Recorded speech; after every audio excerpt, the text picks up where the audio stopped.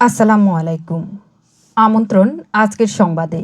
সাথে আছি পাপিয়া সুলতানা। শুনছেন রেডিও সাগরদ্বীপ FM 99.2।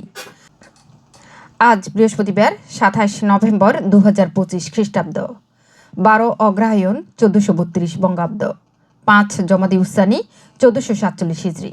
শুরুতেই সংবাদ শিরোনাম।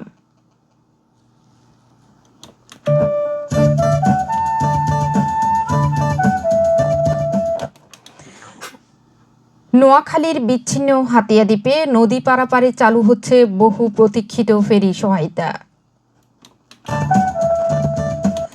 শুনলেন সংবাদ শিরোনাম। সংবাদ রেডিও সাগরদ্বীপ 99.2 FM এর সম্প্রচারের পাশাপাশি সরাসরি প্রচারিত হচ্ছে www.radiosagordip.com এবং অ্যান্ড্রয়েড অ্যাপ রেডিও সাগরদ্বীপ থেকে। এবারে বিস্তারিত।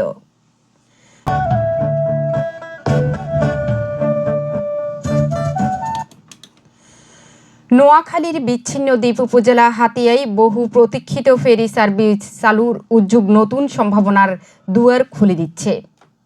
নলছিয়া থেকে চেয়ারম্যান ঘাট পর্যন্ত ফেরি চলাচল শুরু হলে নদী বেষ্টিত এই অঞ্চলের 7 লাখ মানুষের নিত্যদিনের দুর্ভোগ অনেকটাই কমে আসবে বলে আশা করা হচ্ছে। দীর্ঘদিন ধরে হাতিয়ার মানুষের মূল ভরসা ছিল নৌযান। বর্ষা মৌসুমে বৈরী আবহাওয়া ও উত্তাল মেঘনা নদীর কারণে নৌ চলাচল বন্ধ হয়ে পড়ায় জরুরি চিকিৎসা, শিক্ষা সহ নানা কাজে ভোগান্তি দেখা দিত।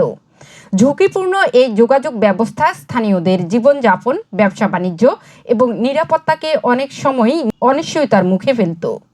নতুন ফেরি সার্ভিস চালু হলে মূল ভূখণ্ডের সঙ্গে সরাসরি ও স্থিতিশীল সংযোগ গড়ে উঠবে। এতে সময় বাঁচবে, পণ্য পরিবহন সহজ হবে, জরুরি সেবাও দ্রুত পাওয়া যাবে।